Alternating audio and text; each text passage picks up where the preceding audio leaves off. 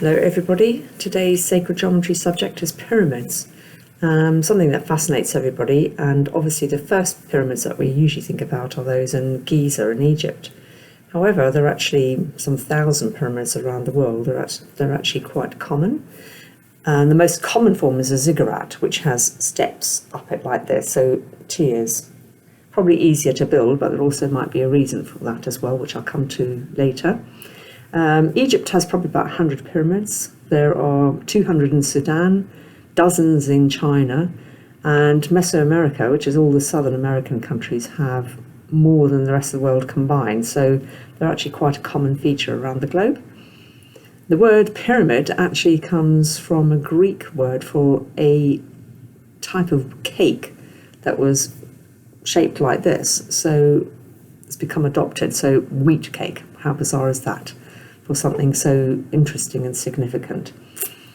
So what we are going to be looking at today is the shape of pyramids and what that means with regard to sacred geometry, their possible meaning and purpose, and actually how you can use them. The most common shape of a pyramid is a square-based one.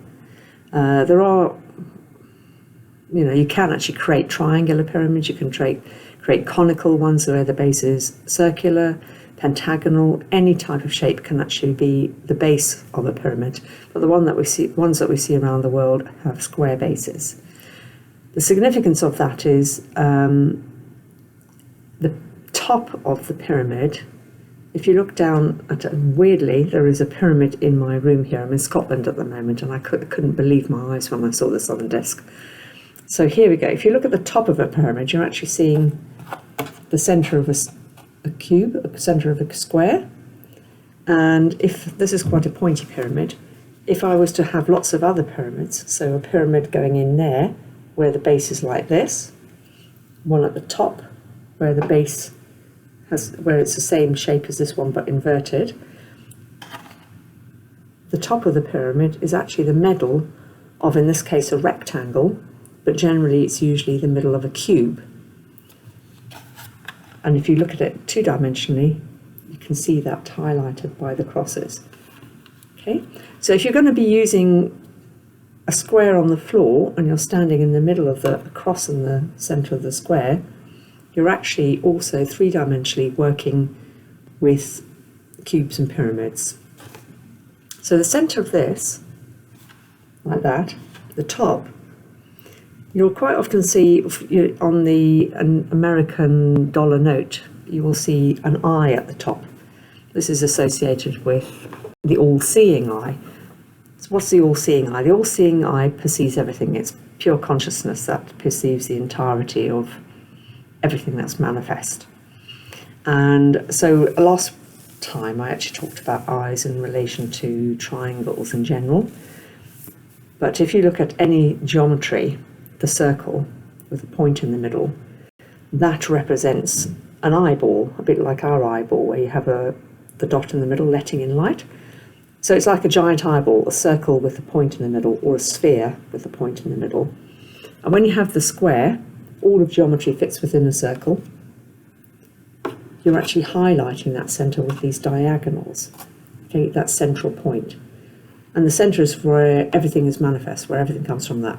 All geometry comes from that central point. It's the source and also our ultimate destination, where everything is unified. So working with pyramids, the significance of triangles in this context is this, the angles leading to a point. Now you see that feature in things like Christian churches with their spires, and quite often they'll be very, very pointy. So the bases are much, much smaller. The square is smaller and the point is big, thinner and thinner and thinner. And ultimately, if you make your triangle smaller and smaller and smaller, what you're going to be coming to is just a line, really. You're having something that goes like this, all right? So this is significant, the angle, because what a triangle does, what these points do, is they focus energy. So you have a vortex like this going up to the point, and it focuses energy. We see them in our chakra, which is conical, so it has a round base and it's going like that. It's going round and round and round to the point, concentrating energy. So the more pointy that is, the more focused the energy and the more concentrated it becomes. And ultimately, if it's just a very, very thin one, it's very, very concentrated. And you see that in practical purposes and things like antennae. So we're concentrating and focusing energy to a particular point. And in churches, that's for sending and receiving messages. So with a pyramid, what you're going to be doing is focusing your energy on this place here.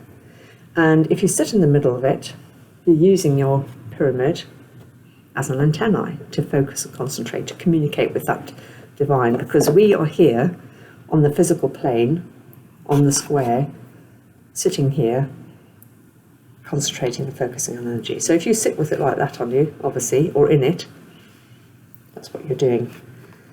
So the eye in the context of pyramids, to just reinforce that, is actually connecting with the centre of the circle, the centre of the cube, the centre of the pentacle, whatever shape the base of your pyramid is. You're sitting in the middle of it, communing. So you're connecting with the energy of that geometry and with the divine manifestation of that. The other interesting thing about pyramids, and particularly square ones, is you have the upper one and then you have the lower one, and together they create this diamond shape at the top and a diamond shape at the top and a diamond shape at the bottom, right, if you look at them two-dimensionally. And that is the diamond grid. So you can sit in a pyramid and you are working with as above and so below. You're working with energy manifest on the earth. If it's conical, to do with time. If it's square, it's to do with the physicality of space and existence of space. And then you can have the bottom one, and you're dealing with the ethereal realm. So you have the physical realm within the heavens, within spirit, and then you have the mirrored one below, which is the ethereal pyramid within the physical realm, because it's literally within the earth. It's underground, it's in the earth. And once you're going into caves and into the earth, you're dealing with the dark and receiving insights and things like that. So there is a different dynamic. I do have a meditation on this on my YouTube channel, KarenLFrench.com, to do with the octagon and sitting in a pyramid and feeling the energy going up and down the vortex.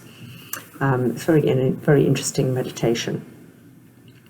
So the pyramids, you're dealing with vortices and points. Now, if you think about that, if you have a general triangle that's got 3 points, so which way are you dealing with the energy? And it all boils down to the usual thing, which is intent, that you're actually going to be sitting in there and working with the cone in a particular way and the triangles going that way. How you can do that, you can obviously do the usual. You can have square marked out around you with crystals. You can have 4 people sitting around you. Again, you're just setting the intent that the person in the middle is sitting within a pyramid. You can have the diagonals marked, as I pointed out like this, because this is essentially the geometry that you're dealing with, and you're setting that intent. Some people build their own pyramids. You can do that. You can literally construct something. Different materials play some significant part. I've seen pyramids constructed out of wood. I've seen frames of pyramids made out of copper, gold, ones that fit on the head, ones that you can get into.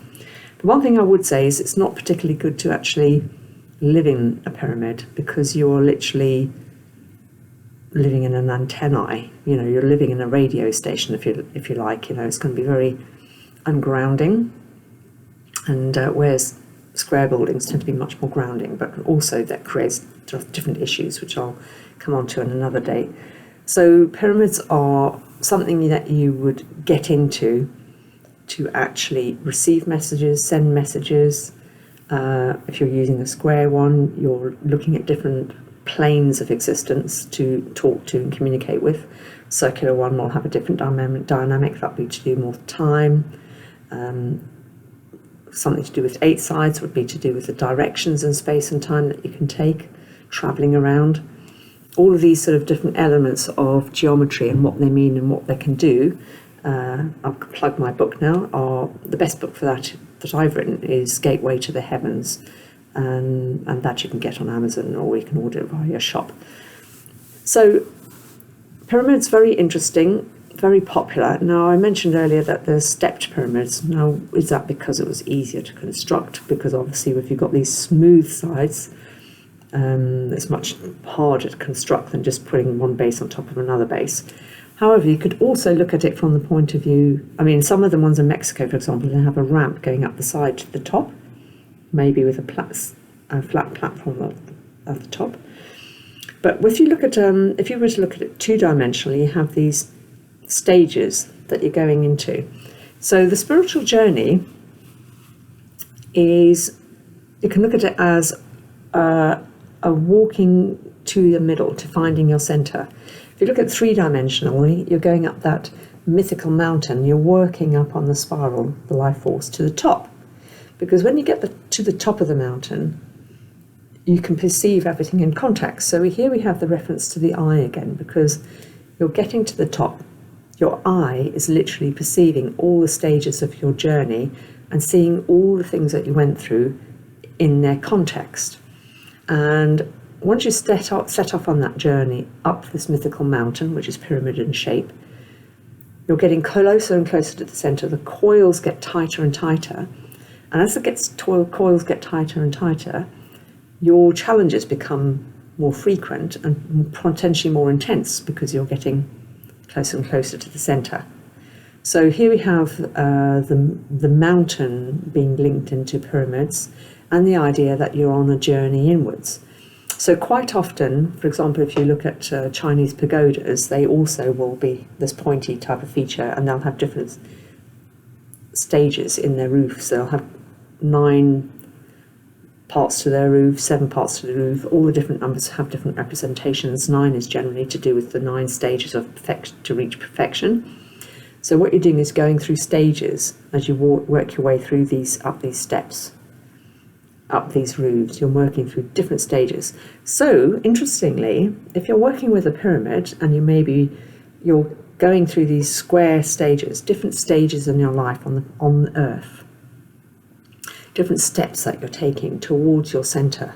And once you reach your center, which is an elusive place, you're more of an observer than a reactor, and you can see the consequences of your actions more readily, and you become less affected by all the drama that's going on around you. So we have steps and stages, receiving messages, working towards the center, or the top if you're looking at it three-dimensionally, where you're actually perceiving things and perceiving events on Earth and how they relate to your life's journey. Obviously, if you're dealing with a cone, it's slightly different, because it's more to do with events and time and community interactions with people. What else can I say about pyramids? Okay, so we've touched on ziggurats. Ziggurats are the ones where you have steps, and the fact that you're dealing with the central eye and seeing things in context. Energetically, I would say that anything to do with triangles, you're dealing with your eyes and perception. So a triangular base pyramid is actually a part of the Merkaba, which we were touching on last week. So you tend to have a triangle within a triangle, creating a star tetrahedron, and you're sitting in the middle of that.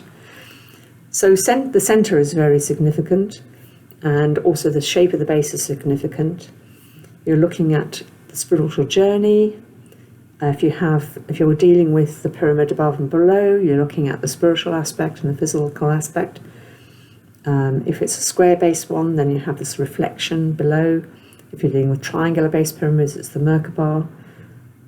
Circular ones is conical, but you're really dealing with the sphere. So that's touching on various aspects of pyramid energy and what you can do with pyramids, what they mean.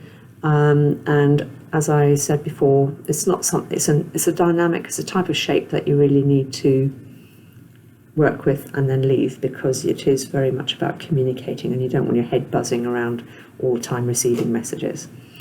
So I'll speak to you next week, and the next subject I think is crop circles.